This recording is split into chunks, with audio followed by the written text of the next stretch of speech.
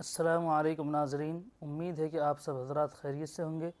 ہم آپ کی خدمت میں ایک نئی ویڈیو کے ساتھ حاضر ہیں، جس کو سننے کے بعد ہمارا ایمان تازہ ہو جائے گا اور ہمارے دل کے اندر ایک نورانی کیفیت پیدا ہو جائے گی۔ تو آئیے ویڈیو کو شروع کرتے ہیں۔ اچھا، یہ جو دور ہے نا جس میں قیامت قریب ہے، ایک تو خدا کا واسطہ یہ دجال کے بارے میں جو کتابیں ہیں اور ٹاپکس ہیں نا، یہ پڑھنا چھوڑ دیں۔ جب قیامت کی بات آئی نا تو دجال کا ٹاپک آ گیا۔ نبی صلی اللہ علیہ وسلم کی حدیث سے ہمیں پتہ چلتا ہے دجال آئے گا، بہت بڑا فتنہ ہوگا، یہ بات حقیقت ہے۔ لیکن اب مسئلہ یہ ہو گیا ہے کہ ہر چیز میں سے دجال نکال کے نا کشید کے لوگوں کو وہمی بنا دیا ہے۔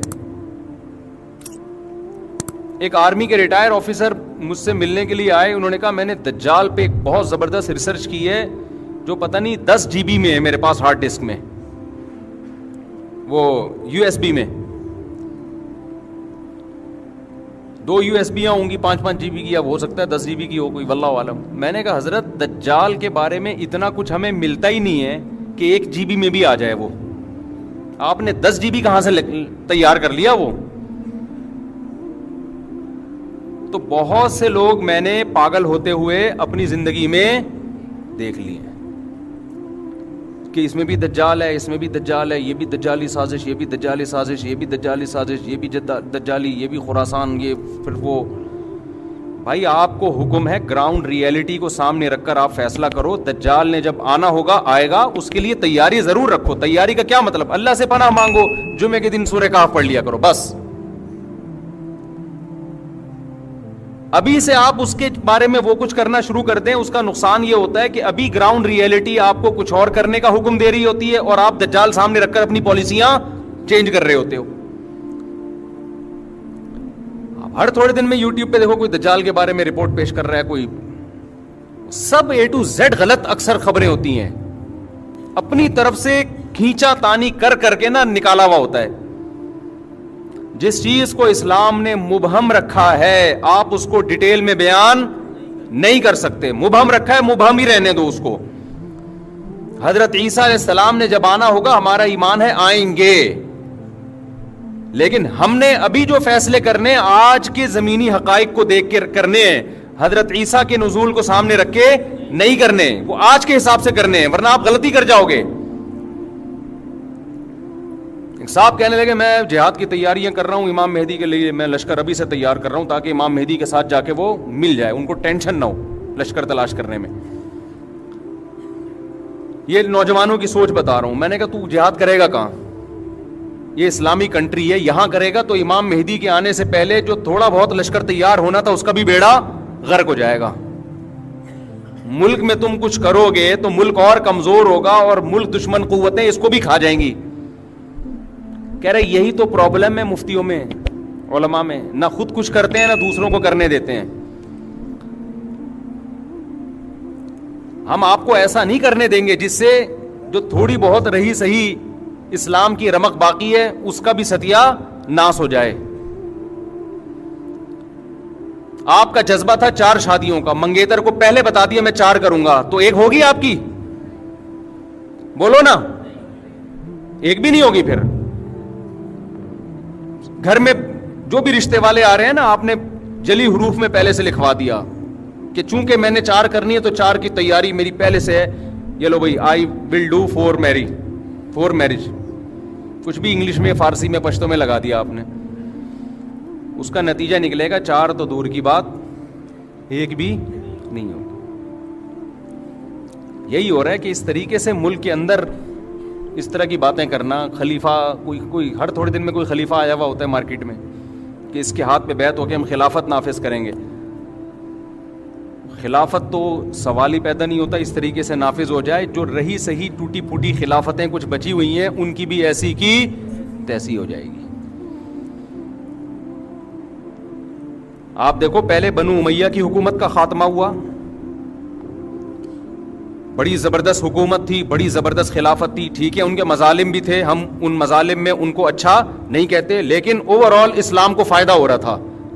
بنو امیہ کے دور میں بڑے بڑے محدثین پیدا ہوئے، بنو امیہ کے دور میں بڑے بڑے فقہا پیدا ہوئے، بنو امیہ کے دور میں بڑے بڑے مجاہدین پیدا ہوئے جنہوں نے سندھ فتح کیا، کابل فتح ہوا، لاکھوں مربع میل اسلام کی ایک ریاست قائم ہوئی.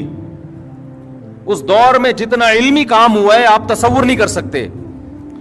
ٹھیک ہے بادشاہوں میں شر بھی ہوتا ہے خیر بھی ہوتی ہے, لیکن سنجیدہ علماء نے منع کیا اس حکومت کے خلاف بغاوت مت کرو, کیونکہ نبی صلی اللہ علیہ وسلم نے فرمایا کہ جب مسلمانوں کا کوئی خلیفہ ہو, بادشاہ ہو, چاہے وہ جبرن آئے, چاہے وہ تلوار کی بیس پہ مسلط ہو جائے, صحیح مسلم کی حدیث آپ نے فرمایا اس کے مقابلے میں جو بھی کھڑا ہو اس کو قتل کر دو, کائن من کان, جیسا مرضی ہو وہ, جتنا ہی نیک ہو, جتنا ہی پرہیزگار ہو.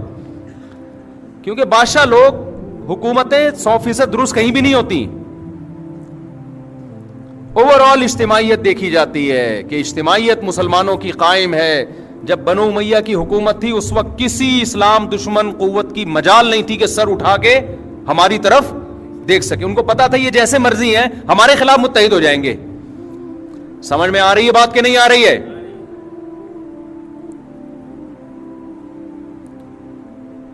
لیکن وہی ہوا کہ نہیں جی اس نے یہ ظلم کیا, اس نے یہ ظلم کیا, بغاوت ہونی چاہیے. جب بغاوت ہوئی ہے, اور اس زمانے کے بہترین لوگوں نے بغاوت کی تھی, وہ بغاوت ناکام ہوئی, اور حجاج نے پھر جو قتل و غارت کا سلسلہ شروع کیا بغاوتوں کو کچلنے کے لیے, اس میں بڑے بڑے محدثین, صحابہ, تابعین شہید کر دیے گئے. حجاج نے غلط کیا, ہم حجاج کی حمایت نہیں کرتے, لیکن جنہوں نے حجاج کے خلاف مسلح بغاوت کی تھی ان کا بھی غلط ہونا ثابت ہو گیا کہ انہوں نے بغاوت کر کے اچھا بولو نہیں کیا, برداشت کرتے. اس میں اجتماعیت تھی. تو مسلمانوں کی جو فوجیں آگے بڑھتی چلی جا رہی تھیں, نہ ختم ہونے والا سلسلہ, وہ بالآخر کیا ہوا, رک گیا. تو تاریخ سے جو سبق حاصل نہیں کرتا وہ ان غلطیوں کو بار بار دہراتا ہے جن غلطیوں کی وجہ سے اس کو نقصان. پھر جب حجاج کے مظالم اور زیادہ بڑھ گئے کہ بغاوت کو اس نے کچلا, اس نے کہا نہیں, میں حاکم کبھی بھی بغاوت پہ کمپرومائز نہیں کرتا. اس کے بعد حجاج دنیا سے چلا گیا. پھر اس کے بعد جو نیا خلیفہ آیا, بغاوت دوبارہ ہوئی بنو عباس کی. لمبا سلسلہ تاریخ کا, میں تو خلاصہ آج یعنی ہمیں کیا سبق ملتا ہے اس کے حساب سے بتا رہا ہوں. بالآخر بنو عباس کی بغاوت کامیاب ہوئی, لیکن اس کامیاب ہونے کے بعد وہ برکتیں حاصل نہیں ہوئی جو وہ سمجھ رہے تھے. ان کا خیال تھا کہ ہم بنو امیہ میں جو خامیاں ہیں ان کی اصلاح کر لیں گے اور ان سے اچھی ریاست قائم کر کے دکھائیں گے, لیکن آگے معاملہ بہتر ہونے کے بجائے کیا ہو گیا, بدتر. مسلمانوں کی خلافت 2 حصوں میں ڈیوائیڈ ہو گئی. یہ پہلی دفعہ اسلامی تاریخ میں ایسا ہوا کہ 2 خلیفہ, اندلس میں الگ خلافت قائم ہوئی, یہاں الگ خلافت قائم ہوئی بغداد میں. اس کے بعد سے آج تک مسلمان کسی ایک خلیفے پہ جمع نہیں ہوئے, آج تک نہیں ہوئے. تو بنو عباس کی نیت بھی بڑی اچھی تھی کہ ہم ظالم حکمرانوں سے حکومت لیں گے اور اہل کو کے حوالے کریں گے, لیکن انہوں نے وہ کچھ کیا کہ وہ بنو امیہ سے بھی 4 ہاتھ آگے نکل گئے.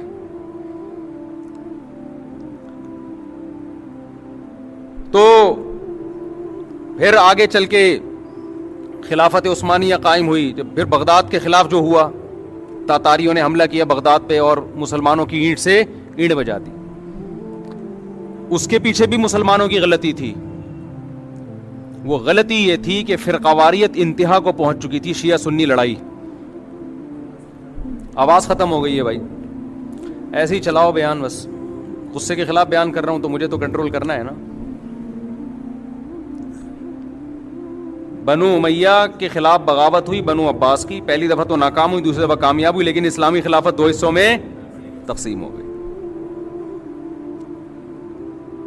پھر شیعہ سنی لڑائی ہوئی ہے, اس کے نتیجے میں اس کا فائدہ اٹھایا کس نے؟ میں مبہم بیان کر رہا ہوں کیونکہ میں ڈیٹیل میں گیا تو ایک تو ٹاپک لمبا ہو جائے گا, پھر یہ ایسا نہ ہو اسی بیس پہ یہاں فرقواریت بڑھنا شروع ہو جائے کہ اچھا تم ہمارے اوپر الزام لگا رہے ہو کیا, کہ تم ہمارے اوپر, ایک نئی جنگ پاکستان میں نہ چھڑ جائے گی. ہر چیز عوام کو سامنے رکھنے کی نہیں ہوتی. یہ دنیا میں اس سے بڑا بے وقوف کوئی نہیں ہے جسے جو کچھ آتا ہے سب کچھ بتا دے. وہ دیکھنا ہے کہ اس بتانے سے فائدہ ہو رہا ہے کہ نقصان ہو رہا ہے. ایک آدمی نے کسی بندے کو دیکھا کسی انٹی سے ہنس ہنس کے بات کر رہا ہے, نالج آ گئی نا اس کے پاس, تو بتاؤ اس سے فائدہ ہوگا نقصان ہوگا؟ لڑائی ہوگی. اب کوئی کہہ رہا ہے تو اس کی بیوی کو کیوں بتا رہا ہے؟ کہہ رہے نالج جتنی بھی ہو شیئر کر دینی چاہیے, اسے کبھی بھی چھپا کے نہیں رکھا. حق یہ ہے کہ حق کو بیان کیا جائے, حق یہ ہے کہ دیکھا جائے کہ یہاں حق کو بیان کرنے کا فائدہ ہے یا نقصان ہے. حق تو ہے لیکن یہ بیوی کو بتانے کا نہیں ہے, اس سے شوہر کے بدگمان ہوگی, لڑائیاں ہوں گی, الگ سے چھپڑ میں لے جا کے میاں کو سمجھا دو انسان کا بچہ بن جا ورنہ انٹی کو بتا دوں گا میں. سمجھتے ہو کہ نہیں سمجھتے؟ اس لیے جو آج کل کے جو بہت سے اسکالرز آ رہے ہیں نا, جو سب کچھ عوام میں شیئر کر رہے ہیں, یہ نہیں دیکھ رہے کہ اس کے فائدے ہو رہے ہیں کہ نقصان ہو رہے ہیں. اور کمال کی بات یہ تمام لوگ جو فرقہ واریت پھیلاتے ہیں, لیبل لگاتے ہیں, فرقہ واریت ختم کر رہے ہیں. تو بہرحال وہ شیعہ سنی لڑائی ہوئی, پڈا ہوا, پھر انہوں نے کہا ہم انتقام لیں گے. نتیجے میں یہ خلافت, بغداد کی خلافت کا کیا ہو گیا؟ ایسی کی تیسی ہو گئی. وہاں بھی غصے کو کنٹرول نہ کرنے کی وجہ سے ہوا ہے. سمجھتے ہو؟ بنو عباس کو بنو امیہ پہ غصہ تھا, کنٹرول نہیں کیا انہوں نے. یہ نہیں دیکھا کہ غصے کو جاری کرنے کے نقصانات ہیں یا فائدے ہیں. انہوں نے کہا نہیں, انہوں نے ظلم کیا بھی تھا, ہم نے ظلم کا انتقام لینا ہے. انتقام لے کے واٹ کس کی لگی؟ مسلمانوں کی. برداشت کر لیتے بھائی. پھر بنو عباس کی خلافت آئی, ہم نے کہا, یعنی بڑوں نے کہا, اہل سنت والجماعت نے کہا جو ہے جیسے ہے اس کے خلاف تلوار نہیں اٹھائی جائے گی. پھر قوارانہ لڑائی شروع ہوئی بغداد میں. اس میں اگر یہ دیکھتے کہ زبانی حد تک بات چیت رہے, مار دھاڑ کی نوبت نہ آئے, تو وہ کچھ نہ ہوتا جو ہوا. آپس میں دو فرقے لڑے ہیں اور باقاعدہ تلواروں سے لڑے ہیں, جس کے نتیجے میں پھر نقصان یہ ہوا کہ انہوں نے کہا ہم آپ سے کسی اور طریقے سے انتقام لیں گے. اور وہ انتقام یہ لیا کہ تاتاریوں کو راستہ دے دیا, آ جاؤ بھائی بارڈر خالی ہے. سمجھتے ہو؟ سامنے یہ بن گئے کہ ہم آپ کے ہیں, اور پس پردہ کیا کیا؟ جب ایک آدمی کمزور ہو کے پٹتا ہے نا, تو پھر وہ تلوار سے مقابلہ نہیں کرتا, پھر وہ دوستی میں آستین کا سانپ بن کے کاٹتا ہے آپ کو. تو پھر انہوں نے آستین کا سانپ بن کے کاٹا. یہ جو کہتے ہیں نا بغداد میں مسلمانوں کے مناظرے بہت ہو رہے تھے اور کوا حلال حرام اس پہ بحثیں ہو رہی تھی, اس لیے خلافت کا خاتمہ ہوا. اس لیے خاتمہ نہیں ہوا یہ کہ اپنوں ہی میں سے بعض نے غداری کی اور تاتاریوں کو راستہ دے دیا آنے کا اندر. ادھر یہ بنے رہے کہ ہم آپ کے ہیں اور ادھر ان سے رابطے کیے. بارڈر پہ آپ کا اپنے ہی فوجی اگر دشمن ملک کے ساتھ مل جائیں تو پھر بارڈر تھوڑی سیو ہوگا آپ کا. تو اس سے جو اسلامی تاریخ میں جو تباہی پھیلی ہے اس کی مثال نہیں. وہاں بھی کیا تھا, دو فرقوں نے اپنے جذبات پہ کنٹرول نہیں کیا, بس انتقام کی آگ میں بھڑک گئے. تو جو کچھ کر سکتے ہو کرو. تو بنو عباس نے کنٹرول نہیں کیا جذبات پہ, ایک دفعہ اسلامی خلافت کی ایسی کی تیسی ہوئی. پھر بنو عباس کے خلاف, بنو عباس میں جو دو فرقے تھے, مشہور فرقے جو مسلمانوں کے چل رہے ہیں, انہوں نے اپنے جذبات پہ کنٹرول نہیں کیا, غصے پہ کنٹرول نہیں کیا. زبانی بحث کو اس حد تک لے کر گئے کہ ہاتھا پائی تک نوبت آئی, جس کا رزلٹ کیا نکلا کہ بغداد کی خلافت کی ایسی کی تیسی ہو گئی. اس وقت ہمارے سائنسدان تھے, یورپ ہم گورے ہم سے پڑھنے آیا کرتے تھے. 400 سال تک ہماری کتابیں یورپ کی یونیورسٹیوں میں پڑھائی گئی ہیں, ہماری سائنس کی کتابیں. تھوڑے عرصے کی بات نہیں ہے یہ, ان کے پاس تو کچھ تھا ہی نہیں. لیکن جب بغداد کی خلافت کا خاتمہ ہوا, جتنی یونیورسٹیاں, جتنے کالجز, جتنے اسکول, جتنی کتابیں, وہ ساری کی ساری دشمن نے دریاؤں میں بہا دی. مسلمانوں کے لیے اپنا وجود برقرار رکھنا مشکل ہو گیا. لیکن اسلام پھر زندہ ہوا. مسلمان تھوڑی تمیز سے بیٹھتا ہے, جوش ہے اس کے اندر, ایک غیرت ہے بھائی, دوبارہ بحال کرنا ہے. پھر اللہ نے خلافت عثمانیہ ہمیں دی. 500-600 سال تک زبردست ترکی میں مسلمانوں کی حکومت رہی ہے, خلافت رہی ہے. لیکن ہندوستان میں الگ تھی, ہندوستان میں الگ تھی اور وہاں الگ. لیکن ہندوستان میں جمعے کی نماز میں جو خطیب ہوا کرتا تھا وہ عثمانی خلیفہ کے لیے دعا کیا کرتا تھا. کیا مطلب؟ یہاں الگ حکومت وہاں الگ خلافت, لیکن دونوں کا آپس میں لنک, کہ دشمن کے خلاف دونوں کیا ہیں؟ متحد ہیں. 40-45 کنٹریز تھے جہاں ترکی نے حکومت کی ہے, 40-45 ممالک. اس وقت اسرائیل کی یہ مجال نہیں تھی کہ وہ فلسطین سے مٹی شاپر میں ڈال کے لے جائے, زمین پہ قبضہ کرنا تو دور کی بات. اس نے خلیفہ سے کہا تھا, مجھے یہودیوں نے کہا تھا مسلمان خلیفہ سے کہ مجھے فلسطین میں جگہ چاہیے. اس نے کہا جگہ تو دور کی بات, مٹی شاپر میں ڈال کے لے جانے کی اجازت نہیں دوں گا یہاں سے.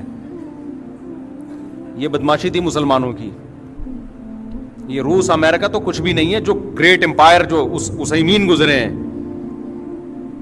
اس کی بھی واٹ لگی. وہ کیسے لگی؟ عربوں کو بغاوت پہ اکسایا گیا کہ ایک عجمی حرم پہ حکومت کیسے کر رہا ہے بھائی, یہ ترک تو بعد میں مسلمان ہوئے, تم تو سچی مچی کے مسلمان ہو.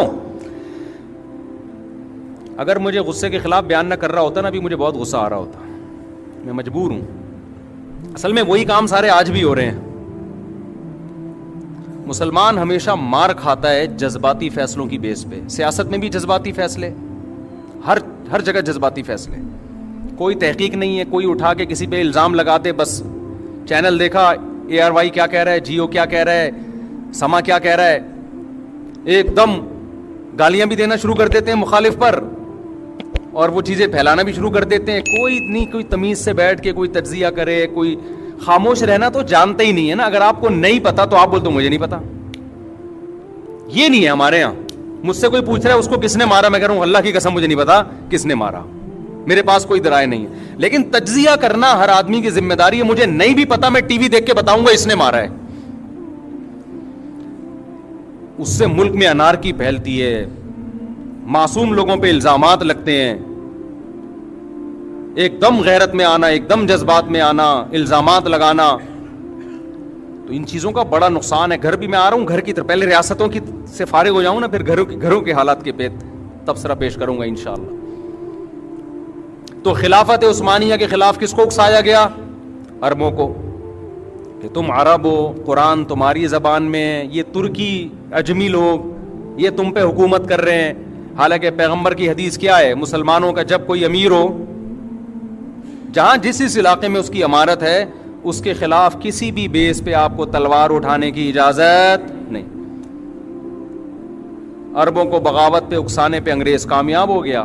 نتیجہ کیا نکلا؟ ترک کی خلافت کی بھی ایسی کی تیسی ہو. اتنا سا رہ گیا ترکی, اور کتنے سارے ملکوں میں تقسیم کر دیا. صرف ایک عرب کے کتنے ممالک ہیں؟ ارض حجاز میں اتنی ریاستیں ہیں. دبئی کے شیخ الگ ہو گئے, عمان کے مسقط کے شیخ صاحب الگ ہو گئے, سوڈان کے الگ ہو گئے, مصر کے الگ. مصر تو خیر حجاز میں نہیں آتا, لیکن جتنے عرب کنٹریز ہیں سب کا الگ الگ بادشاہ. اب جب الگ الگ ہو گئے تو طاقت کیا ہو گئی؟ ختم. اب ظاہر ہے امریکہ کی پالیسیاں آپ کو ماننی پڑیں گی. نہیں مانتے تو وہ آپ کوئی متحد تو ہے نہیں کہ ایک بلاک ہو آپ کا.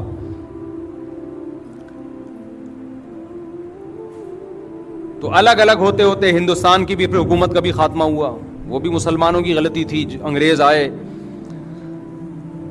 اور جو کچھ انہوں نے کیا وہ تاریخ لمبی کہانی ہے. بالآخر ہندوستان میں جو ہماری 1000 سال سے مسلمانوں کی حکومت تھی, جس میں برما, بنگلہ دیش اور پاکستان پورا, کتنا اسٹرانگ کنٹری ہوتا آج, یہ آپ اندازہ لگاؤ. اس کی بھی ایسی کی تیسی ہو. لیکن ایک ملک ہمیں مل گیا پاکستان کی صورت میں. اب آپ خلافت کا نام لے کے اس کی بھی ایسی کی تیسی کر دو کہ عیسیٰ علیہ السلام آئیں گے, وہ مجھے دیکھ کے بہت خوش ہوں گے کہ یہ پہلے سے ہی کھڑا ہوا ہے جہاد کے لیے, تو چل تو بھی میری فوج میں شامل ہو جا. ایسا نہ ہو عیسیٰ علیہ السلام آ کے پہلے تیری ٹھکائی لگائیں کہ ایک ملک تھا کم بخت, وہ اس کو بھی تو نے کسی قابل نہیں چھوڑا خلافت کے نام پہ. کیونکہ یونیورسٹیوں میں, کالجز میں اس طرح کی تحریکیں نا ہر تھوڑے دن, آپ خلافت کے لیے کیا کر رہے ہو؟ لوگ آئیں گے ہم سے پوچھتے ہیں آپ خلافت کے لیے کیا کر رہے ہو؟ آپ تو 4 شادیوں کی باتیں کرتے ہو, خلافت کے لیے کیا کر رہے ہو؟ میں نے کہا خدا کا واسطہ یہ جو ملک ہے نا اس کو بچاؤ, اور آئینی اور قانونی طریقے سے اس میں پورا زور لگا دو تبدیلی کے لیے. ہمارے سیاسی لوگ ہمارے دھرنوں کو غلط رخ پہ لے کے جا رہے ہیں. جن چیزوں پہ دھرنے ہونے چاہیے ان چیزوں پہ نہیں ہو رہے. سمجھتے ہو؟ آپ کے اندر جو قوت اور طاقت ہے نا, آپ کے لیڈر اس کو غلط جگہ استعمال کروا رہے ہیں. دیکھو, آپ کے گھر میں چاول کی بوری آنی تھی دکان سے اٹھا کے نا, آپ کو چاول لے کر آنے تھے گھر میں بوری اٹھا کے, کوئی لانے والا نہیں ہے تو اب آپ نہیں اٹھانی ہے نا, چاول پکیں گے گھر میں, آٹا پکے گا, سامان لینا تھا آپ نے. ایک بندے نے کیا کیا, اپنے گھر کا سارا سامان آپ سے رکھوا دیا. اب آپ کے بازو میں اتنی طاقت ہی نہیں ہے کہ اپنی بوری اٹھا کے گھر لے آؤ آپ, تو آپ کی جتنی انرجی تھی وہ دوسرے کے کام میں خرچ ہو گئی. تو ہمارے سیاسی لیڈر ہماری ساری طاقتیں اور قوتیں اپنے آپ کو پروموٹ کرنے میں استعمال کر لیتے ہیں, جس کی وجہ سے ہمارے حقوق کا الحمدللہ پہلے بھی بیڑا غرق تھا, اب بھی ہے, اور قیامت تک بھی ہمیں کوئی امید نہیں ہے کہ ہمیں ہمارے حقوق ملیں گے. کراچی کے گٹر کے ڈھکن غائب تھے, غائب ہیں, غائب رہیں گے. کراچی میں ٹارگٹ کلنگ پہلے بھی تھی, آج بھی ہے, قیامت تک رہے گی. کراچی میں کچرا کنڈی تھا, ہے اور قیامت تک رہے گا. کراچی میں موبائل اسنیچنگ تھی, ہے اور قیامت تک رہے گی, کیونکہ کراچی کے لوگوں کو دھرنے دینے تو کسی اور کے لیے دینے, اپنے لیے الحمدللہ دھرنے دینے کا ان کا کوئی پروگرام الحمدللہ ہے ہی نہیں. تو اللہ کا بڑا فضل ہے, کراچی والوں کی استقامت کو 20 دفعہ سلام ہے یار. روز مر رہے ہیں گلی میں, کوئی اس کا شوہر مر گیا, وہ جوان میاں مر گیا, وہ جوان بیٹا مر گیا. تھوڑی سی غیرت ہوتی ہے نا انسان میں, تھوڑی سی غیرت ہوتی ہے کہ یار چلو کوئی روڈ بلاک کرو یار, کوئی تاکہ موبائل اسنیچنگ تو رکے نا. فلاں کا بندہ مر گیا, اس کی لاش لے کے بیٹھ جاؤ یار روڈ پہ, حکومت سے مطالبہ, الحمدللہ کچھ بھی نہیں. بچپن سے دیکھ رہے ہیں, یہ آج کی بات نہیں ہے, بچپن سے دیکھ رہے ہیں. نہ سیاسی سطح پہ کوئی شعور پیدا ہوگا کہ ووٹ کس کو دینا ہے کس کو نہیں دینا, سیاسی سطح پہ بھی نہیں. کوئی قوم پرستی کے نام پہ ہم سے ووٹ لے کے ہماری واٹ لگاتا رہے, قوم پرستی کے نام سے ہم سے ووٹ لیے گئے اور ہماری ہی دکانوں کو بولو لوٹا گیا. اور آج بھی وہی قائد ہے. قائد کبھی بھی چینج نہیں ہوگا, چاہے زمین آسمان ادھر سے ادھر ہو جائے, الحمدللہ قائد وہی ہے. قائد ہو تو ایسا ہو. تو اس لیے اب ہمیں غم بھی نہیں ہوتا. اب ہمیں الحمدللہ خدا نے آج تک اس قوم کی حالت نہیں بدلی, نہ ہو آپ جس کو اپنی حالت کے, نہ ہو خیال جس کو اپنی حالت کے بدلنے کا. خدا نے آج تک اس مرد کی بیوی نہیں بدلی, نہ ہو جس کو خیال آپ اپنی بیوی کے بدلنے کا.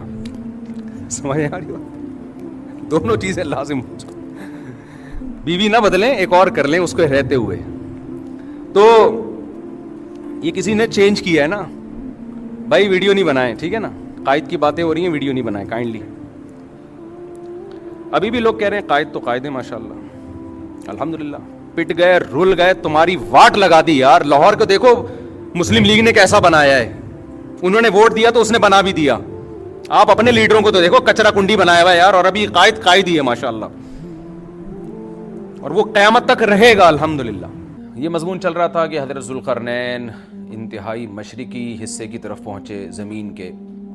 وہ علاقے فتح کرنے کے بعد پھر حضرت ذوالقرنین نے زیادہ تر مفسرین کی رائے کے مطابق شمال کا رخ کیا. قرآن میں نہیں ہے کہ نارتھ کی طرف گئے یا ساؤتھ کی طرف گئے, لیکن کچھ چیزیں بدی ہی ہوتی ہیں. آبادی ظاہر ہے اس وقت نارتھ ہی کی طرف زیادہ تھی, ساؤتھ کی طرف آبادی بہت بعد میں دنیا میں آئی ہے, اور اب بھی بہت کم آبادی ہے ساؤتھ کی طرف. تو غالب یہی ہے کہ نارتھ کی طرف حضرت ذوالقرنین گئے. قرآن کہتا ہے ثم اتبع سببا حتی اذا بلغ بین السدین. سد کہتے ہیں بند کرنا, کہتے ہیں نا سد باب, اور انسداد دہشت گردی, باب انفعال میں جائے گا تو انسداد یعنی دہشت گردی کو بند کرنا. تو سدین, دو سد یعنی دو آڑیں. تو پہاڑ کو آڑ سے تعبیر کیا گیا ہے, کیونکہ پہاڑ رکاوٹ بن جاتا ہے ادھر کی آبادی ادھر اور ادھر کی ادھر جانے کے لیے, تو ایک آڑ کی طرح ہوتا ہے. تو قرآن کہتا ہے حتی اذا بلغ بین السدین, یہاں تک کہ جب دو پہاڑوں کے درمیان میں پہنچے, وجد من دونہما قوما, تو آپ نے پایا ان دونوں کے پیچھے ایک قوم کو, یا دونوں کے ایک طرف ایک قوم کو پایا. لا یکادون یفقہون قولا، ایسی قوم تھی لا یکادون یفقہون قولا کہ بات سمجھنے کی صلاحیت ہی نہیں تھی اس کے اندر۔ دیکھیں حضرت ذوالقرنین جب مشرق کی طرف گئے تو زبان تو وہاں بھی نہیں آتی ہوگی، وہ الگ زبان ہوگی۔ جب سورج کے مغرب کی طرف گئے زمین کے دوسرے کنارے کی طرف تو ان کی زبان بھی ذوالقرنین کی زبان سے میچ نہیں کرتی ہوگی، وہاں بھی ترجمان کی ضرورت پڑی ہوگی۔ لیکن وہاں قرآن نے یہ نہیں کہا کہ وہ بات سمجھتے ہی نہیں تھے۔ لیکن جب نارتھ کی طرف گئے ہیں تو قرآن کہہ رہے ایسی قوم دیکھی پہاڑوں کے پیچھے جو کچھ سمجھنے کی اس میں گویا صلاحیت ہی نہیں تھی، لا یکادون، ان میں کھوپڑی نہیں تھی ان کی۔ تو اس لیے زیادہ تر مفسرین اس طرف گئے ہیں کہ یہ کوئی وحشی قوم تھی۔ کوئی وحشی قوم ہوتی ہے نا جنگلوں میں جو رہنے والے، جیسے میں نے ایک ولاگ بنایا تھا، مسائی قوم ایک جنگل میں رہتی ہے، تو جنگلی قسم کی قوم تھی۔ کوئی ہو سکتا ہے پتے وتے جسموں پہ ڈھانپتے ہوں اور بالکل درندوں کی طرح جانوروں کی طرح رہتے ہو، تو اس ٹائپ کی قوم تھی کہ اوپر کھوپڑی ان کی خالی تھی، بات سمجھنے کی صلاحیت نہیں تھی ان میں۔ قالوا یا ذا القرنین، وہ ذوالقرنین سے آ کے کہنے لگے ان یاجوج وماجوج مفسدون فی الارض، کیا ذوالقرنین آپ اللہ کے نیک بزرگ ہیں، آپ آئے ہیں اللہ سکھا رہے ہیں لوگوں کو، دین کی دعوت دے رہے ہیں، توحید کی دعوت دے رہے ہیں، تو ایک کام ہمارا کر دیں کہ ایک قوم ہے یاجوج اور ماجوج جس نے زمین میں فساد مچا کے رکھا ہوا ہے۔ اب سوال یہ پیدا ہوتا ہے کہ جب اس قوم میں کچھ سمجھنے کی صلاحیت ہی نہیں تھی تو ان کو یہ کیسے پتہ چل گیا کہ یہ ذوالقرنین اللہ کے نیک بندے ہیں، اور پھر ان سے بات چیت بھی ہوئی اور ذوالقرنین نے ان کو آگے یہ بھی بتایا کہ میں دونوں پہاڑوں کے درمیان سیسا پلائی ہوئی دیوار بنا کے ان پہاڑوں کو بند کر دوں گا، اس میں میرے ساتھ یہ تعاون کرو۔ تو یہ سب کانورزیشن ہوئی کیسے؟ تو اس کا جواب آسان ہے، ظاہر ہے جتنی بھی بیوقوف قوم ہو کسی نہ کسی طریقے سے، اشاروں سے، ترجمان سے، مختلف طریقوں سے اس کو، تھے تو بہرحال انسان، نہ کوئی گدھے گھوڑے یا کوئی بندر تو نہیں تھے انسان۔ تو قرآن کا منشا صرف یہ ہے کہ ان کے ساتھ ذوالقرنین کو سمجھنے اور سمجھانے میں بہت زیادہ پریشانی ہوئی۔ تو مقصد صرف یہ بتانا ہے کہ ایک بہت ہی کوئی بیوقوف قسم کی قوم تھی۔ تو باقی قرآن پھر جو واقعے کی تکمیل کے لیے پھر بیچ میں بہت ساری چیزوں کو حذف کر دیتا ہے جو غیر ضروری ہوتی ہیں۔ اب عقل مند یہ بات سمجھ جائے گا کہ ذوالقرنین اور ان کے درمیان جو بات چیت ہوئی اس میں حضرت ذوالقرنین کو بہت زیادہ مشکلات پیش آئیں، ان کی بات کو سمجھنے میں بھی اور سمجھانے میں بھی۔ تو آگے پھر قرآن جو ہے نا کہ جو ان کا جو بڑا مقصد تھا وہ بہرحال حاصل ہو گیا، وہ اشاروں سے ہوا ہو، وہ کوئی ترجمان کے ذریعے ہوا ہو یا کسی بھی طرح سے ہوا ہو، تو حضرت ذوالقرنین نے بھی کوئی حل نکالا ہوگا نا کہ اس قوم کی بات کو سمجھنے کی ہم کوشش کریں، ان کو بہرحال دین کی دعوت دی ہوگی۔ تو اس اشکال کا جواب تو یہ ہے، کیونکہ قالو کا مطلب یہاں نہیں ہے کہ آئے انہوں نے ذوالقرنین کی زبان میں بات کرنا شروع کر دی، جو بھی اپنی زبان میں جس طرح سے بھی بات کی، چاہے اشارہ سے کی ہو یا ترجمان کے ذریعے کی ہو۔ دوسری بات یہ ہے کہ انہوں نے حضرت ذوالقرنین کی طاقت کا تو اندازہ لگا لیا تھا کہ یہ اتنے پاورفل ایک لشکر کے ساتھ آئے ہیں اور ان کے پاس اتنا اسلحہ ہے، اتنے گھوڑے ہیں، تو یہ ہنر مند ہیں۔ اور آگے ریکویسٹ انہوں نے اس لیے بھی کی کہ حضرت ذوالقرنین کی بزرگی کا بھی ان کو اندازہ ہو گیا۔ دیکھیے اللہ تعالیٰ نے انسان کی نیچر ایسی بنائی ہے کہ جو نیک لوگ ہوتے ہیں نا ان کی تقوی اور للہیت کا، ان کی بزرگی کا غیر مسلموں پہ بھی اثر پڑتا ہے۔ ہندوستان میں علماء بتاتے ہیں کہ ہندو مسلمان بزرگوں کے پاس آیا کرتے تھے دعا کرانے کے لیے، اب بھی آتے ہیں۔ انڈیا کے بعض علماء نے ہمیں بتایا کہ ہمارے پاس ہندو بھی آتے ہیں اور کہتے ہیں ہمارے لیے دعا کریں اللہ تعالیٰ سے، کیونکہ ایک لاشعوری طور پر انسان کے ذہن میں یہ بات ہوتی ہے کہ بھئی یہ اللہ والا آدمی ہے۔ جیسے یوسف علیہ السلام جب جیل میں تھے تو غیر مسلم یوسف علیہ السلام کے پاس آئے اور کہنے لگے کہ آپ ہمیں خواب کی تعبیر بتائیں۔ اب سوال پیدا ہوتا ہے کہ بھئی وہ تو غیر مسلم تھے اور یوسف علیہ السلام نمازی پرہیزگار تھے، تو غیر مسلموں کو کیسے اندازہ ہو گیا کہ یہ خواب کی تعبیر بتائیں گے؟ اس کا جواب یہی ہے کہ لاشعوری طور پر اللہ نے دلوں میں ایک ہیبت ڈالی ہوتی ہے پرہیزگار لوگوں کی، ایک روب ڈالا ہوا ہوتا ہے اور ایک عظمت ڈالی ہوئی ہوتی ہے۔ تو یوسف علیہ السلام کے پاس آنے والے لوگوں کو یہ بات معلوم تھی کہ یہ عظیم انسان ہے اور یہ ان کو اللہ تعالیٰ وہ باتیں بتا دے گا جو ہمیں نہیں بتاتا، اللہ ان کو خواب کی تعبیر سمجھا دے گا، ہم نہیں سمجھ سکتے۔ تو یہ ایک لاشعور میں انسان کے ہوتی ہے یہ بات۔ اور بھی اس پہ بہت ساری مثالیں ہیں لیکن میں پھر وہ ہمارا یہ لیکچر جس کو ہم فوکس کر رہے ہیں وہ رہ جائے گا۔ تو ذوالقرنین کے ساتھ بھی یہی ہوا کہ وہ قوم جنگلی وحشی قسم کی تھی، لیکن ان کو طاقت کا بھی اندازہ ہو گیا اور بزرگی کا بھی اندازہ ہو گیا۔ پھر آ کے انہوں نے درخواست کی۔ طرز عمل سے یہ لگتا ہے کہ وہ قوم بھی مسلمان ہو گئی تھی، یعنی بغیر لڑائی کے اور بغیر کسی مناظرے بازی کے ذوالقرنین کا مذہب اس قوم نے بھی قبول کر لیا۔ تو کیا کہنے لگی حضرت ذوالقرنین سے، بھئی آپ ہمارا ایک کام کر دیں، آپ اتنے پاورفل آدمی ہیں ان یاجوج و ماجوج مفسدون فی الارض، یاجوج ماجوج ایک قوم ہے جس نے زمین میں فساد مچا کے رکھا ہوا ہے، آئے دن قتل و غارت کرتے ہیں وہ، اور ہمارے پاس ان سے لڑنے کی طاقت نہیں ہے۔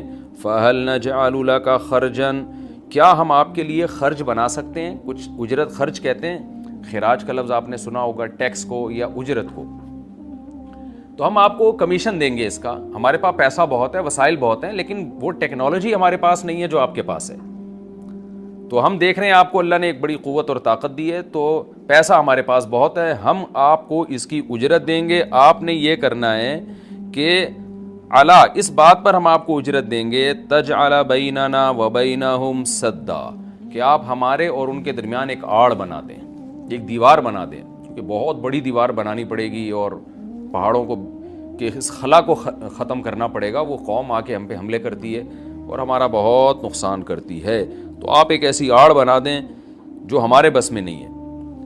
قال ما مکنی فیہ ربی خیر، ذوالقرنین نے فرمایا میرے رب نے جو مجھے ٹھکانہ دیا ہے، طاقت دی ہے، وہ بہتر ہے۔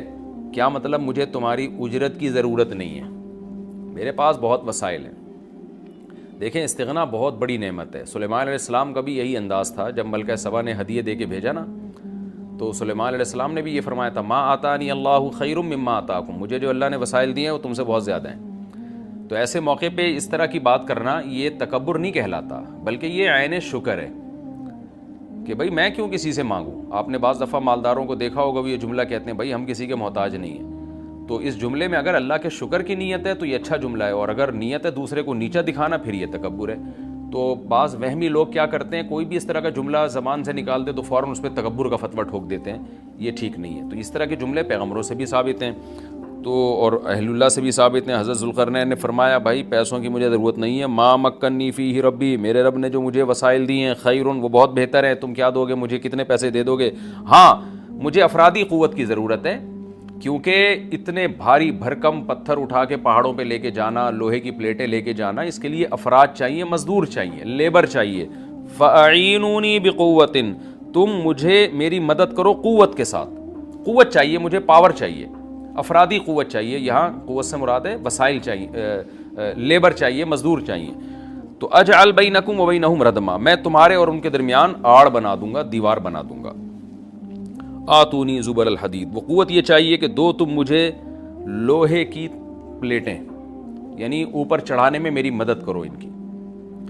تو وہ افراد چاہیے ہمیں بہت بڑی تعداد میں جو لوہے کی پلیٹوں کو لے کے پہاڑوں کے اوپر چڑھیں، اور کوئی بھی اس وقت جو بھی طریقہ انہوں نے اختیار کیا ہوگا، ان پلیٹوں کو ہم دونوں پہاڑوں کے بیچ میں رکھیں گے، حتی اذا ساوا بین الصدفین، یہاں تک کہ جب دونوں کنار، صدف کہتے ہیں پہاڑ کے کنارہ، دونوں کناروں کے درمیان ان لوہے کی پلیٹوں کو۔ اچھا یہاں بھی اندماج ہے، صنعت اندماج کا مطلب بہت سے واقعات قرآن بیچ میں حذف کر رہا ہے، تو ایسا ہی نہیں ہے کہ بنی بنائی پلیٹیں، انہوں نے کوئی اسٹیل مل تھی اور وہ پلیٹیں پہلے سے تیار رکھی ہوئی تھیں۔ ظاہر ہے ذوالقرنین نے کیا کیا، لوہا جمع کیا پہلے، حضرت ذوالقرنین نے، کس قدر محنت لگی ہوگی، پہاڑوں کے درمیان بہت زیادہ لوہا چاہیے، تو کہاں کہاں سے پتہ نہیں کتنے مہینے کا یہ پروسیس ہوگا، کتنے سال اس پروجیکٹ میں لگے ہوں گے، کہاں کہاں سے لوہا جمع کیا ہوگا، ہو سکتا ہے زمین میں کھدائی کا کام شروع کیا ہو پہلے کہ زمین سے لوہا نکالیں ہم، پھر اس لوہے کو گرم کر کے اس کو بھٹیوں میں گرم کر کے کیسے پلیٹوں کی شکل میں تبدیل کیا ہوگا، تو یہ کوئی آسان کام نہیں ہے، لیکن قرآن نے اس پورے واقعے کو حذف کر دیا اور مختصراً بیان کیا۔ آتونی زبر الحدید، جو لوہے کی پلیٹیں ہم نے تیار کی ہیں وہ لا کے دو، حتی اذا ساوا بین الصدفین، جب ان پلیٹوں کو دونوں پہاڑوں کے بیچ میں ایسے ایسے نصب کرنا شروع کر دیا، ایک پلیٹ آئے، پھر دوسری پلیٹ، پھر تیسری پلیٹ، یعنی اگر ایسے کر کے پلیٹ لگاتے تو یہ تو پلیٹ تو بہت ہلکی ہوتی، یاجوج ماجوج اس میں سوراخ کر دیتے یا کچھ بھی اس کو توڑ دیتے یا جلا دیتے، پگھلا دیتے بھٹی کے ذریعے، کچھ بھی کر سکتے تھے، تو پلیٹوں کو ایسے کر کے رکھا گیا کہ چوڑائی میں جو ہے وہ دیوار بنے۔ قال انفخوا، تو ذوالقرنین نے کہا اب ان میں آگ بھڑکاؤ۔ انفخوا کا مطلب پھونک مارنا ہے، لیکن یہاں پھونک سے بھٹی کی جو گرم کرنے کے لیے جو ہوا ڈالی جاتی ہے نا، جو جیسے آپ نے دیکھا ہوگا نا پرانے زمانے میں خواتین جو تھیں، وہ بوڑھی مائیں کیا کرتی تھیں، دادیاں، وہ ایک پائپ لے کے نا کوئلوں میں پھونک مارتی تھیں، اس سے کیا ہوتا ہے وہ ٹیمپریچر بڑھتا ہے۔ آج بھی میں نے گاؤں دیہاتوں میں دیکھا ہے بھٹیوں میں کہ وہ ہوا کا پریشر بنانے کے لیے انہوں نے کچھ دیسی قسم کی مشینیں لگائی ہوئی ہوتی ہیں. ایک صاحب کو میں نے دیکھا کہ سائیکل کا پہیے پہ پتہ نہیں کون سی مشین لگائی ہوئی ہے, اس سائیکل گھمائے جا رہے ہیں, ادھر سے ہوا نکل رہی ہے اور وہ لوہا پگھلنا شروع ہو گیا. تو بھٹی میں جو پہلے زمانے میں ٹیمپریچر بڑھایا جاتا تھا وہ ہوا کا پریشر بڑھا کے ہی بڑھایا جاتا تھا, یا ہو سکتا ہے کوئی گیس ہو جس کا پریشر بڑھانے کو انفخو سے تعبیر کیا جا رہا ہے. حتی اذا جعلہ نارن, یہاں تک کہ جب ان پلیٹوں کو بہت زیادہ گرم کر دیا اور آگ کی طرح وہ پلیٹیں بیچ میں نصب کر کے نا آگ کی طرح پگھلنے لگیں, پانی کی طرح وہ پگھلنے لگیں, تو قال آتونی افرغ علیہ قطرہ, جب وہ گرم ہو گئی نا بہت زیادہ تو پہلے سے تانبا پگھلا کے رکھا ہوا تھا. یہاں بھی وہی تفصیل ہے کہ حضرت ذوالقرنین نے جو اتنا زیادہ تانبا پگھلا کے پہلے سے بالکل وہ پانی کی طرح تانبا پگھلایا ہوا تھا. میں نے دیکھا ہے جو کاپر ہے پگھلتا ہوا بھٹیوں میں, مجھے تو ایسی چیزیں دیکھنے کا بڑا شوق ہے. تو وہ اتنا زیادہ اس کا ٹیمپریچر ہوتا ہے نا کہ ایسا لگتا ہے جیسے جہنم کی آگ ہے. اللہ ہم سب کو محفوظ رکھے.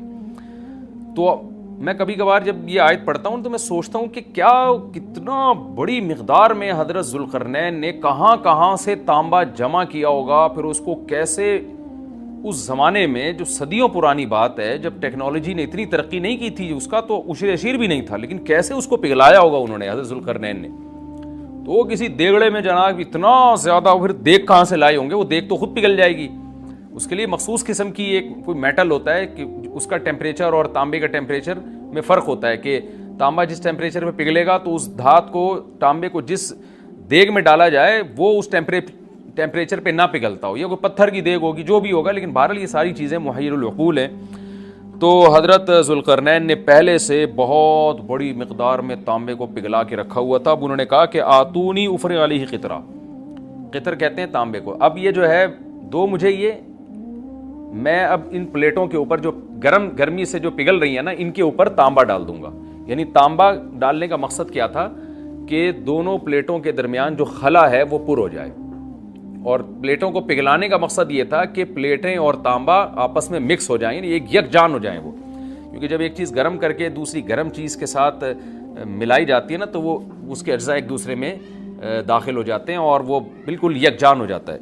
تو آتونی افرغ علیہ قطرہ, دو مجھے یہ تانبا, میں اس کے اوپر انڈیل دوں گا. تو وہ دیگیں تانبے کی پگھلا کے پہاڑوں پہ چڑھایا گیا ان دیگوں کو, اور پھر وہ لوہے کی پلیٹوں کے بیچ میں جو خلا تھا نا ان خلا میں وہ تانبے کا جو پگھلا ہوا تانبا تھا پانی کی شکل میں, اس پگھلے ہوئے تانبے کو ڈال دیا گیا. تو وہ یکجان ہو کر ایک بہت مضبوط آہنی دیوار بن گئی.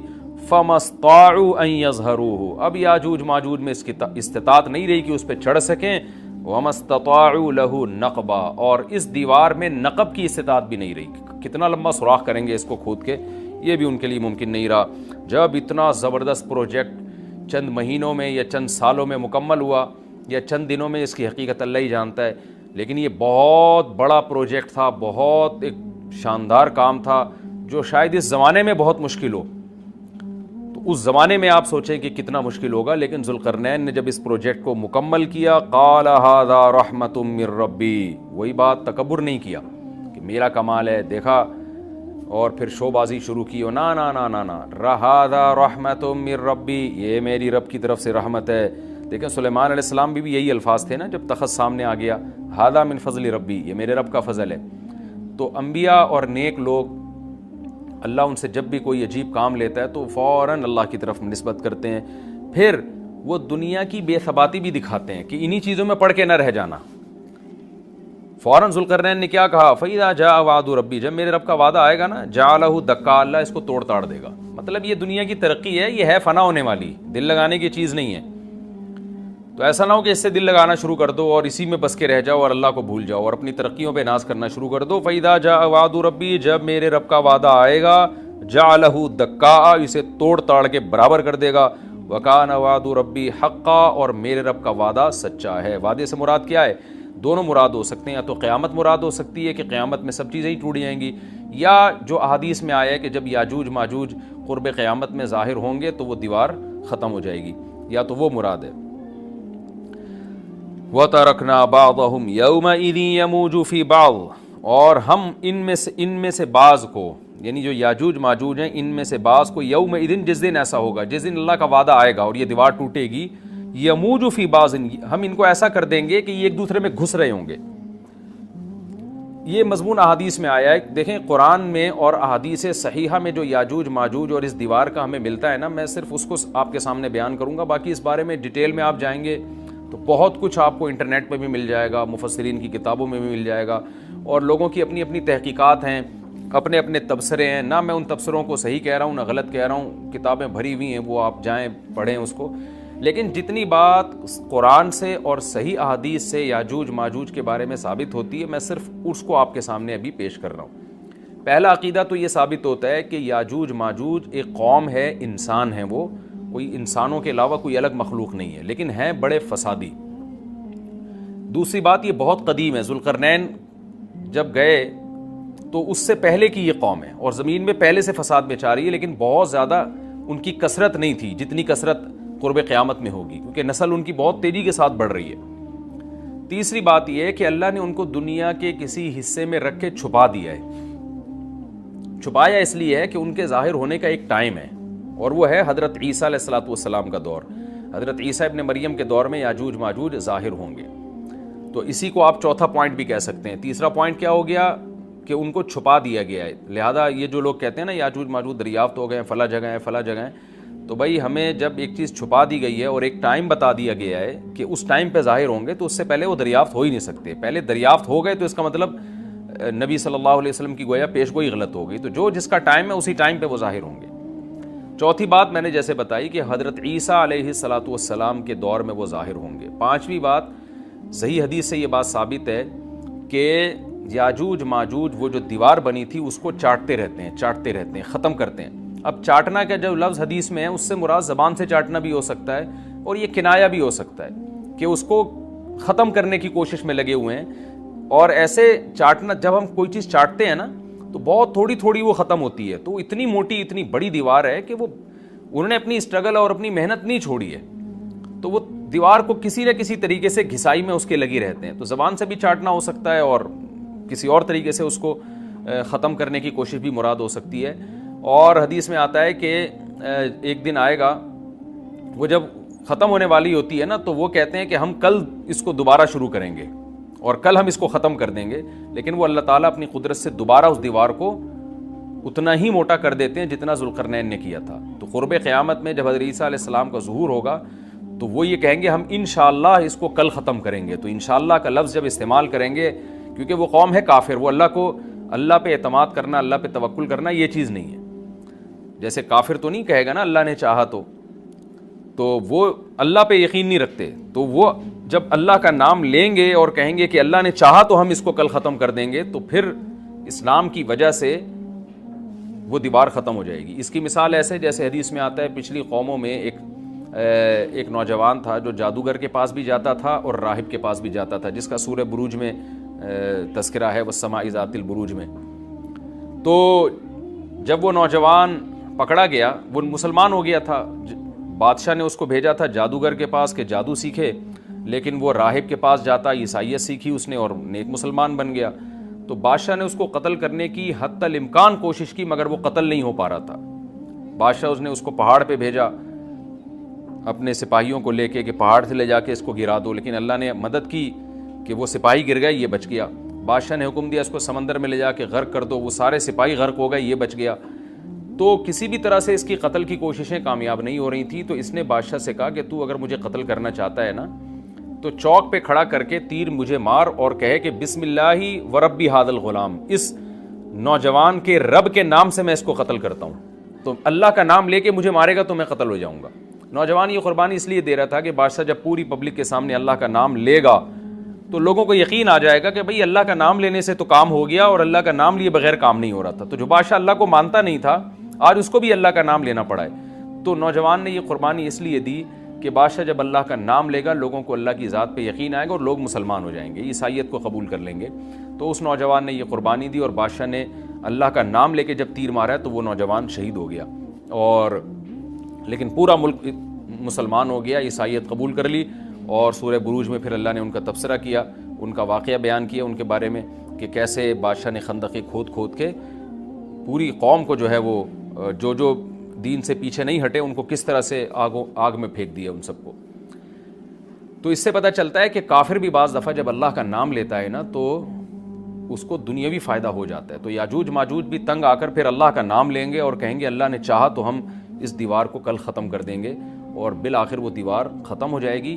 پھر قرآن کے الفاظ ہیں آگے کہ جب یہ دیوار ختم ہوگی وَتَرَكْنَا بَعْضَهُمْ يَوْمَئِذٍ. اچھا ہاں, میں بتا رہا تھا کہ حدیث سے کیا پوائنٹ پتہ چلتے ہیں, تو یہ 5 پوائنٹ ہو گئے. چھٹا پوائنٹ یہ کہ حضرت عیسیٰ ہی کے دور میں یہ کسی وبا کے ذریعے ہلاک ہو جائیں گے. حضرت عیسیٰ علیہ الصلوۃ والسلام یہ اتنے زیادہ ہوں گے کہ ان سے لڑنا ممکن نہیں ہوگا, جیسے کہ قرآن میں بھی آ رہا ہے وَتَرَكْنَا بَعْضَهُمْ يَوْمَئِذٍ يَمُوجُ فِي بَعْضٍ. ہم ان میں سے بعض کو بعض کے اندر گھسا دیں گے, اتنی کثرت سے ایک دوسرے میں, نہیں اب آبادی کی کثرت بہت ہوگی ان کی, گھسے ہوئے ہوں گے ایک دوسرے میں, یہ جیسے چیونٹی اور مکوڑے ہوتے ہیں, تو ان سے لڑنا ممکن نہیں ہوگا. تو حضرت عیسیٰ علیہ الصلوۃ والسلام لوگوں کو لے کے کوہ طور پہ چلے جائیں گے, اور باقی مسلمان وہ اپنے اپنے گھروں کے اندر بند ہو جائیں گے, اور پھر اللہ کی طرف سے ایک وبا آئے گی, اور اس وبا میں یہ سارے کے سارے ہلاک ہو جائیں گے. اور پھر جب ہلاک ہو جائیں گے تو اتنی زیادہ ان کی لاشیں زمین پہ ہوں گی, اتنی زیادہ کہ انسانی آبادی ان کی لاشوں سے متعفن ہونا اور بیمار ہونا شروع ہو جائے گی. ان کی لاشوں سے بدبو اٹھے گی, اور ظاہر ہے انسان ہوں گے یہ, تو اس کی وجہ سے جو زمین کا ماحول خراب ہوگا. پھر حضرت عیسیٰ علیہ الصلوۃ والسلام اللہ سے دعا مانگیں گے کہ اللہ تعالیٰ ان کو کسی طرح ٹھکانے لگائے, کوئی انتظام کرے. تو پھر حدیث میں آتا ہے بارشیں ہوں گی اور سیلاب آئیں گے, اور ان کی لاشیں بہہ بہہ کے پانیوں میں جا کے, سمندروں میں جا کے ختم ہو جائیں گی. اللہ تعالیٰ ان کو اس طرح سے ٹھکانے لگائے گا. تو یہ یہاں تک جتنے بھی مضامین ہیں یہ صحیح احادیث سے ثابت ہیں. تو قرآن کہتا ہے وَتَرَكْنَا بَعْضَهُمْ يَوْمَئِذٍ يَمُوجُ فِي بَعْضٍ. ہم ان میں سے بعض کو بعض میں چھوڑ دیں گے, بہت کثرت ہوگی. وَنُفِخَ فِي الصُّورِ. اور پھر سور پھونکا جائے گا. قرآن میں تو یہ کہ سور پھونکا جائے گا, ایسے لگ رہا ہے جیسے فوراً پھونکا جائے گا, مگر احادیث میں تفسیر ہے کہ فوراً نہیں پھونکا جائے گا. یاجوج ماجوج قیامت کی نشانیوں میں سے ایک بہت بڑی نشانی ہوگی, یعنی یہ اس بات کی علامت ہوگی کہ اب قیامت بہت قریب ہے. تو حضرت عیسیٰ ابن مریم علیہ السلام جب نازل ہوں گے, میں تھوڑی سی ترتیب بیان کر دیتا ہوں کہ جو کیونکہ بات یاجوج ماجوج کی چل رہی ہے تو اس سے منسلک جو واقعات ہیں جو اس دور میں ہوں گے وہ بھی میں اسی لیکچر کے ضمن میں بیان کر دیتا ہوں. ہمیں صحیح حدیث سے یہ پتہ چلتا ہے کہ قرب قیامت میں جب مسلمان بہت قسمہ پرسی میں ہوں گے تو خراسان سے لشکر اٹھے گا. خراسان یہ افغانستان اور ایران کا حصہ, اس علاقے کو نبی صلی اللہ علیہ وسلم کے دور میں خراسان کہا جاتا ہے, جس میں قندھار بھی آتا ہے, ایران کا بھی حصہ آتا ہے اس میں. تو یہاں سے لشکر اٹھے گا, مجاہدین لڑیں گے بہت بڑی تعداد میں, دنیا میں جہاد ہوگا کیونکہ مسلمان ظلم کی چکی میں پس کے تنگ آ چکے ہوں گے, اور لڑتے لڑتے حدیث میں آتا ہے اتنی بڑی بڑی لڑائیاں ہوں گی کہ 1/3 مسلمان شہید ہو جائیں گے اس میں, 1/3 مجاہدین جو لڑنے والے ہوں گے, اور 1/3 جو ہوں گے وہ میدان جنگ سے بھاگ جائیں گے, اور 1/3 کو اللہ فتح عطا فرمائے گا. تو جو 1/3 میدان جنگ سے بھاگ جائیں گے, نبی صلی اللہ علیہ وسلم نے فرمایا ان کی توبہ کبھی قبول نہیں ہوگی. جو 1/3 شہید ہو جائیں گے وہ افضل ترین شہداء ہوں گے اس وقت کے, اور 1/3 کو اللہ تعالیٰ غلبہ عطا فرمائیں گے. ایک واقعہ تو ہمیں قرب قیامت میں نبی صلی اللہ علیہ وسلم سے یہ ملتا ہے صحیح حدیث سے. دوسرا ہمیں یہ ملتا ہے کہ قرب قیامت ہی میں مسلمان قسمہ پرسی کا شکار ہوں گے تو تلاش کریں گے حضرت مہدی کو, کیونکہ حضرت مہدی وہ شخصیت ہیں جن پہ تمام نیک لوگ جمع ہو جائیں گے اور وہ مسلمانوں کی میدان جنگ میں کمانڈ کریں گے, جہاد میں کمانڈ کریں گے. تو ان کو بیت اللہ میں تلاش کیا جائے گا. وہ رسول اللہ صلی اللہ علیہ وسلم کی اولاد میں ہوں گے, اور لوگ ان کو پہچان لیں گے, اہل اللہ پہچان کر ان کو اپنا امیر بنائیں گے, اور ان کی قیادت میں پھر لڑائی اور جہاد شروع ہوگا. اور یہ لڑائی جب دمشق میں لڑائی ہو رہی ہوگی تو دمشق میں عصر کی نماز کے وقت حضرت مہدی, میں نے جو یہ کہا کہ دمشق میں لڑائی ہو رہی ہوگی, مقصد یہ نہیں ہے کہ دمشق کوئی میدان جنگ بنا ہوا ہوگا, مقصد یہ ہے کہ وہ مجاہدین کا لشکر دمشق میں ہوگا عصر کی نماز کے وقت. لڑائی چاہے کسی اور میدان میں ہو رہی ہو, لیکن حدیث میں ہمیں دمشق کا تذکرہ ملتا ہے. تو دمشق میں حضرت شام کا تذکرہ ملتا ہے, اور جو قرائن ہمیں ملتے ہیں وہ دمشق کی ایک خاص مسجد ہے. وہ مسجد حضرت مفتی تقی عثمانی صاحب اور مفتی رفیع عثمانی صاحب نے اس کو ہائی لائٹ بھی کیا, لیکن وہ یقینی نہیں ہے, یہ خوب سمجھے, انہوں نے اس کا بھی تبصرہ کیا کہ اس کے بارے میں کوئی یقین نہیں ہے. تو حضرت مہدی عصر کی نماز پڑھا رہے ہوں گے, لوگ امامت میں آپ کے پیچھے کھڑے ہوں گے، یہاں تک کہ مسجد کے مینار پر، آج بھی وہ مینار موجود ہے جس کے بارے میں غالب گمان ہے کہ یہ وہ مینار ہے جہاں حضرت عیسیٰ علیہ السلام نازل ہوں گے، غالب گمان کے درجے میں کہا جا سکتا ہے، ورنہ پھر اسی کے اڑوس پڑوس میں کوئی مسجد ہوگی۔ میرا اگر شام جانا ہوا تو انشاءاللہ میں ارادہ ہے کہ میں ولاگ میں اس مسجد کا بھی تذکرہ کروں گا، اس جگہ کا بھی تذکرہ کروں گا، لیکن میں پہلے یہ بات بتا دوں کہ وہ 100% یقینی نہیں ہے، ایسا نہ ہو کہ اس مسجد کے مینار پہ چڑھ کے لوگ جو ہے وہ اس کے کوئی مینار کو ہی چاٹنا شروع کر دیں تبرک کے طور پہ۔ تو عصر کی نماز کا ٹائم ہوگا، حضرت عیسیٰ ابن مریم علیہ الصلاۃ والسلام فرشتوں کے کندھوں پہ ہاتھ رکھ کے نیچے اتریں گے نماز کے ٹائم پہ، یعنی آسمان سے مینار تک آئیں گے اور پھر مینار سے آپ کے لیے سیڑھیاں لگائی جائیں گی، سیڑھیوں کے ذریعے مینار سے نیچے اتریں گے اور لوگ ان کو پہچان لیں گے۔ حضرت مہدی ان کو امامت کے لیے آگے کریں گے کہ آپ اللہ کے ایک پیغمبر ہیں، آپ نماز پڑھائیے، حضرت عیسیٰ علیہ السلام انہی کو آگے رکھیں گے، اور اس طرح کا مفہوم ہے حدیث میں کہ اللہ نے اس کام کے لیے آپ کو ہی منتخب کیا۔ کیا مطلب یہ امامت اس امت کا حق ہے؟ تو حضرت عیسیٰ ابن مریم علیہ الصلاۃ والسلام کا جو کام ہوگا وہ جہاد ہے اور یہودیوں سے انتقام لینا، کیونکہ یہودیوں نے اپنے خیال میں حضرت عیسیٰ کو قتل کیا تھا، تو اللہ نے یہودیت ہی کے خاتمے کے لیے اور دجال کے خاتمے کے لیے عیسیٰ ابن مریم کو نازل کیا ہے۔ حضرت مہدی سے پہلے ہی دجال ظاہر ہو چکا ہوگا۔ دجال کے بارے میں حدیث میں آتا ہے کہ ہر پیغمبر نے اپنی امت کو دجال کے فتنے سے ڈرایا ہے۔ اچھا، یہ دجال ایک ایسی شخصیت ہے جس کا یہودی انتظار ہم سے زیادہ کر رہے ہیں، کیونکہ یہودی اس کو اپنے لیے نجات دہندہ سمجھتے ہیں، جبکہ حدیث میں آتا ہے کہ دجال کانا ہوگا اور اس کا خدائی کا دعویٰ ہوگا، اس کے پاس کچھ ایسی طاقتیں ہوں گی کہ مردے کو زندہ کر دے، زندہ کو مار دے، ایک طرف اس کے باغ ہوگا، ایک طرف اس کے آگ ہوگی، جو اس پر ایمان لائے گا اس کو باغ میں داخل کرے گا، اور جو اس پر ایمان نہیں لائے گا اس کو آگ میں داخل کرے گا۔ اور رسول اللہ صلی اللہ علیہ وسلم نے فرمایا اس کی جو آگ ہے حقیقت میں وہ جنت کا باغ ہوگا، اور اس کا جو باغ ہے حقیقت میں وہ جہنم کی آگ ہوگی۔ تو جو نبی کی باتوں پہ یقین کرتے ہیں وہ دجال کے فتنے سے محفوظ رہیں گے، اور حدیث میں سورہ کہف کی بھی تلاوت کا حکم ہے، جمعے کے دن جو کہف کی تلاوت کرتا ہے اللہ اس کو دجال کے فتنے سے محفوظ رکھتا ہے۔ اب آپ دیکھیں یہ سورہ کہف میں ہی قیامت کی علامات کا تذکرہ ہے نا، تو شاید اسی وجہ سے کیونکہ جو سورہ کہف پڑھتا رہے گا وہ یاجوج ماجوج کے واقعات بھی پڑھتا رہے گا اور اللہ کی قدرت کے واقعات بھی پڑھتا رہے گا، تو دجال کے فتنے سے اللہ اس کو اس برکت سے بچا کے رکھیں گے، فتنے سے محفوظ رکھیں گے۔ تو وہ ایسی ایسی طاقتیں دکھائے گا، بے وقوف لوگ اس پہ ایمان لے آئیں گے۔ حدیث میں آتا ہے کہ کانا کبھی بھی خدا نہیں ہو سکتا، یعنی اس کی تو ایک آنکھ ہوگی نہیں، لیکن بے وقوف لوگ اس کے یہ کچھ ظاہری کمالات دیکھیں گے، یہ نہیں دیکھیں گے کہ یہ تو شکل بھی اس کی اچھی نہیں ہے، یعنی خدا کم از کم جمال والا ہوتا ہے نا، یہ تو ہے بھی کانا، اور اس کے بڑا بڑا کافر بھی لکھا ہوا ہوگا واضح طور پر جس سے پتہ چلے گا۔ لیکن احمق اور بیوقوف لوگ جیسے روحانی عامل کو کچھ شعبدے دیکھ کر ان پہ سے متاثر ہو جاتے ہیں نا، روحانی عاملوں کے شعبدے دیکھ کے، تو ایسے ہی دجال کے شعبدے دیکھ کے متاثر ہوں گے۔ تو بہت لوگوں کو، خلقت کو، بہت بڑی امت کو گمراہ کرے گا دجال، اہل اللہ کو اللہ تعالیٰ اس کے فتنے سے محفوظ رکھے گا۔ پھر حضرت عیسیٰ ابن مریم جب نازل ہوں گے تو وہ دجال کو قتل کریں گے۔ حدیث میں آتا ہے کہ نیزے کے ذریعے گھوڑے پہ بیٹھ کے قتل کریں گے۔ علماء نے اس حدیث کا دو مطلب بیان کیے ہیں کہ یا تو اس کا مطلب یہی ہے کہ واقعی گھوڑے پہ بیٹھیں گے، نیزہ استعمال کریں گے، زمین جو ہے وہ اتنی پہلے اس سے جنگیں ہو چکی ہوں گی کہ لوگ دوبارہ تلواروں گھوڑوں کی طرف آ جائیں گے، اس بات کا امکان ہے، ہر ملک ایٹمی طاقت بن چکا ہے، تو اگر یہ ایٹم بم سارے ملک آپس میں چلا دیں تو ہم دوبارہ گدے گھوڑوں والی زندگی پر آ جائیں گے، ٹیکنالوجی ساری تباہ و برباد ہو جائے گی، انسان کی ترقی۔ تو اس بات کا بھی امکان ہے کہ کوئی اس سے پہلے ہو سکتا ہے کوئی ایسی جنگ عظیم ہو کہ انسانیت دوبارہ پہاڑوں پتھروں کے دور میں آ جائے، لیکن ظاہر یہ معلوم ہوتا ہے کہ رسول اللہ صلی اللہ علیہ وسلم نے جو کلام کیا ہے ظاہر ہے اس دور کے لحاظ سے جو لوگوں کے جہاں تک جو لوگوں کی مینٹل اپروچ ہے وہاں تک، تو نبی صلی اللہ علیہ وسلم میزائل یا اور ٹینکوں کا تذکرہ کرتے تو کیا سمجھ میں آتا؟ تو گھوڑے سے مراد ہے جو اس زمانے کا گھوڑا ہوگا، اور نیزے سے مراد ہے اس زمانے کا جو اسلحہ ہوگا، کیونکہ نیزہ نبی کے دور کا ایک مناسب اسلحہ تھا اور گھوڑا نبی کے دور کی میدان جنگ کی ایک مناسب سواری تھی۔